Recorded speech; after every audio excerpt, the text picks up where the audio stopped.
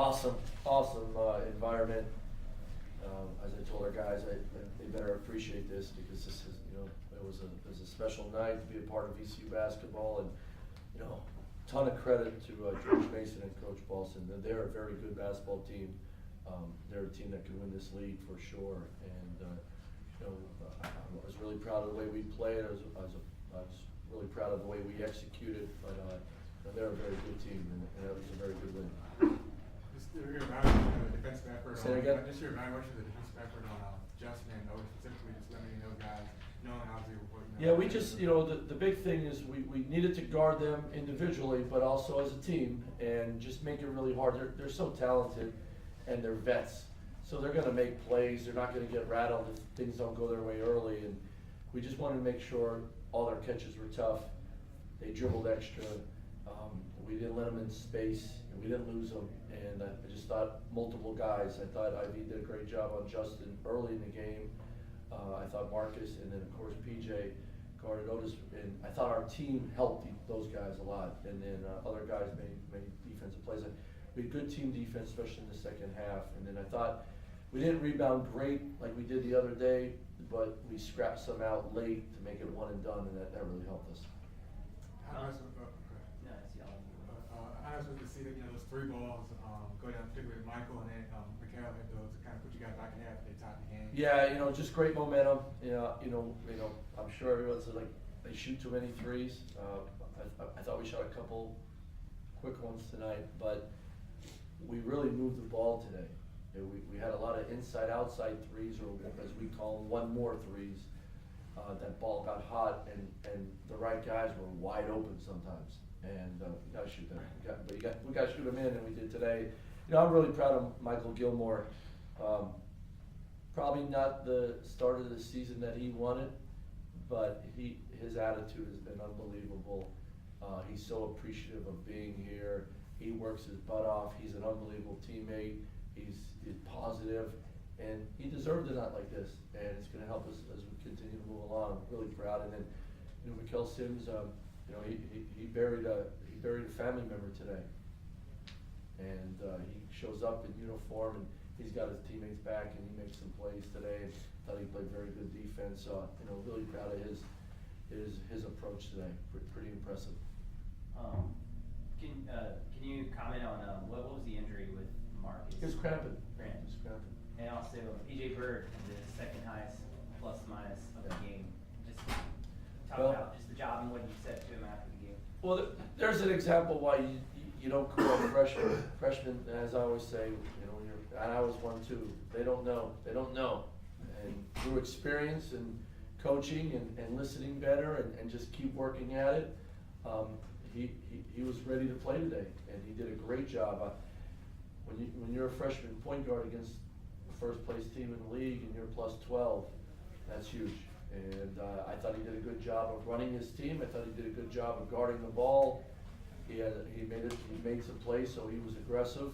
But he also he did a great job as a college point guard of time and score and know what's going on. And that's a big step for him, and a big step for all of us. And if we get that from him down the stretch, it's another weapon for us. What did Isaac show you? 4 fouls and then just even play as aggressive as he did? Yeah, I said that, just let it out. I said, just keep playing, man. Don't worry about it, just keep playing, and some things don't go your way. And the one thing about IV is he's a momentum guy too, because he plays so downhill. And a couple times we got him in space with some plays. I thought a couple times his teammates got him the ball quick where he could really attack, and he made some great plays. And then I thought he had a couple tough calls, but I think he handled it well and just kept playing, and that's what you're supposed to do when you're an upperclassman. Coach, what is it about this team that makes them respond to adversity so well? I think they really like being together, and they got each other's back. And we talk about being a family. You better act like a family. Doesn't mean you always love each other, and but you have each other's back all the time, and that's how a family should be, no matter what. And you got 18 and 23-year-olds, and tell them if you take care of each other, good things are going to happen for all of us. It's just how it goes. And they believe that. And they were excited. they were more excited for some of their teammates and their own success today. And that's a big step, and we're gonna use that going forward. You talked about it a little bit, but Michael Gilmore, obviously, again, having been around the block and having all the experience, what has he brought kind of in the locker room, you know, for the guys? Well, he's a lot of fun. Not that he's silly, he keeps things loose, he's a lot of fun, great emotion, positive, plays really hard, and, you know, he's been through a lot. If you think about his college career, if you know his story, he's been through a lot. So then he comes back here to VCU and, tell me what I need to do, coach, you got it, and he loves it. And, you know, sometimes, you know, we've had some guys playing really well, and instead of him sulking, sitting at the end of the bench, he just keeps showing up every day. He shoots extra before practice, after practice. He's always in the gym. He comes back at night. He does what he's supposed to do. He's been a lot of fun. He's been great to show the younger guys, like, this is how you act when things aren't going your way. It's been great. Really proud of him. On top of that, he's a fifth-year senior, and he's been basically the third string center on the team. How much of a luxury is it to have a former top 100 recruit who's a fifth-year senior? You know, you can bring in as the number three guy. Yeah, yeah. Without trouble like that. No, but I mean, it's huge. It's an army. I mean, that's what it is, and he's a little different than the other two. So even though I thought his post defense was pretty good today, and he scrapped a couple rebounds and kept things alive, now you can stretch the defense.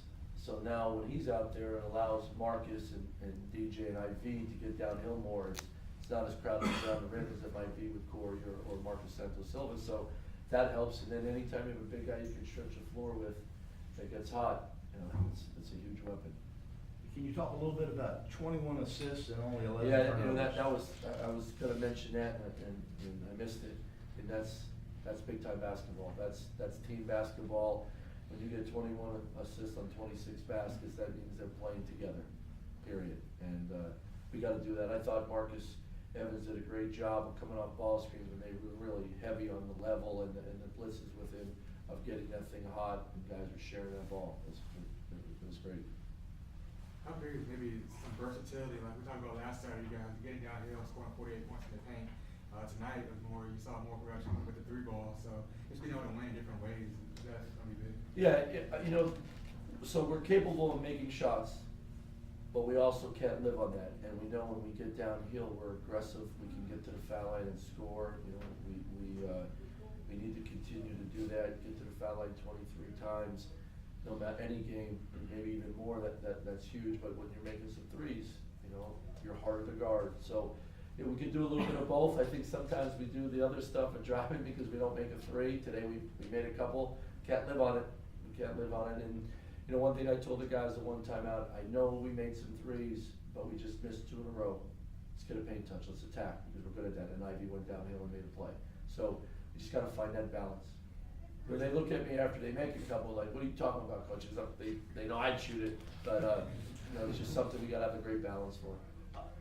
So on that note, obviously you want the guys to play loose, you want them to have fun, shoot shots. But with the early 3-point struggles, how much did you have to adjust maybe your strategy? Like, hey, I want these guys to play loose, but they're missing a lot of threes. Oh. How did you attack that? A lot. Watch a lot of film as a team and calling guys out. That's a bad three. That's a bad shot. That's too quick of a three. What happened? Logging the game's really big to me. What happened the last 3 possessions, guys? We turned it over. We missed 2 threes. Okay, the last thing we want to do is come down here, turn it over, or chuck a three. That balance that way. And talking about keeping the ball hot and still being aggressive and making the defense really have to guard us. And part of that is driving, getting to the rim, getting to the free throw line. So I without a doubt, you know, I want our guys to have the green light and be loose, but we also it's still results oriented. I told the guys, I said, hey, you're not shooting threes. Well, look at this, and probably I'm gonna probably be a little more liberal than other coaches because I think that's a hard way to guard people when teams are loose and have that green light. But we definitely made some adjustments. But the guys handled it really well. I think that's the key to all of it. What can you take from tonight's game for GW on Wednesday? Well, when you win in an 8-10 game, it makes the next one bigger. So now we gotta go on the road won the last two, and this is a really big one, because it's the next one, period. And, for what we wanna do, and what we wanna get in the end, all that matters is the only thing we can control, preparing for Wednesday's game at GW. It's a tough place to play, they smacked us last year, so we got some work to do. Dayton, Duquesne, Mason, these are teams that return a ton of talent.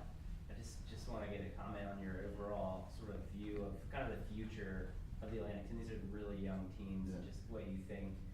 You've been around a while, you've seen guys grow, just wanna get your thoughts on. Well, growth of the company. that, I think that's exciting, because this thing is gonna get better, and that's scary too, but also a lot of fun, because there's gonna be some really good teams, and I think teams that can make, noise outside of the A-10 as well. And as a coach, you wanna be in a league like that, and VCU is one of those, and, you know, we have a lot of guys gonna be returning as well, but we're not worried about that, Matt. We're worried about getting right tomorrow and having 2 great days of practice, but that's an exciting thing too, for sure.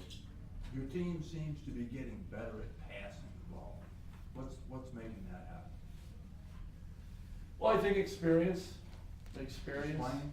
Just playing experience, just like anything, if you do it over and over again, you get better at it, you build better habits, you have some discipline on making the right read and making the right play. Look, the reality of it is we're pretty good. If we didn't turn the ball over as much as we have this year, we probably have 2 or 3 less losses. And of course, shooting didn't help us at certain games, but turnovers, live ball turnovers. And, I mean, it makes me sick when you just give the other team the ball and they go down and score. And, you know, guys know it's a big pet peeve. I mean, we've addressed it all the time and hold our guys accountable. But it's building habits and experience. You know, freshman point guard usually turns it over early in the year, and gets better at it late. You know, guys jump up in the air early in the year to pass the ball, and they learn after a while, and through practice and tough practices, stop doing that because it's not working. So they don't, you know, just like my kids, they don't always learn the first time, but sooner or later they learn. You mentioned that you felt the Duquesne game was kind of the best game for the guys as far as talking in the game and kind of corralling themselves and getting them through that barrage of threes in that game. Did you see more of that kind of building on that today in the second half? Yeah, I thought we had good talk. I thought our defense, I thought Marcus Santos, because, you know, his man was out of the post a lot. He did a really good job of you know, sort of directing our defense and telling people where to be and calling screens out and handoffs. That was huge. I thought a lot of guys, what I really liked about our guys today was late in the game, they were really about the time to score. Time to score, talking about getting stops. They can't win if they don't score. And they were doing it. And then also, you know, middle of the second half, they started calling some plays with PJ in there, helping him. That was a big step. That's what leaders in upperclassmen are supposed to do. I even got like the Heisman a couple times, like, you got it, coach.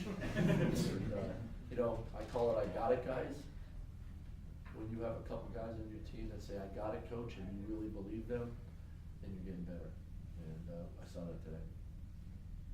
Else, guys? Coach, the buildup was that this could be a possible statement win for you guys, considering Mason was at the top of the table. Your players, man, Gilmore and Santos said this was another day at offense. Do you agree with the players? Yeah, well, I'm big on, Yeah. I'm just big on, if you win the last league game, the next one gets bigger. I've said it everywhere I've been, I believe that, and then you string a bunch together, they're huge. I mean, and so that's the fun of it. I mean, that's why we're at VCU. We win, the next one's even bigger. So that's fun. I'm glad the guys have that approach, because that approach keeps your feet on the ground. You don't think too big of yourself, and man, we gotta get back to work, because us getting back to work is our recipe to getting better and being ready for the next one. So yeah, I'm glad they're thinking like that, because it's the work that puts us in a position to have a chance to be successful. And if they're thinking like that and they're gonna hear from me, then we're pushing, you know, we're rowing in the right direction. Thanks, Coach. All right, guys. Yeah.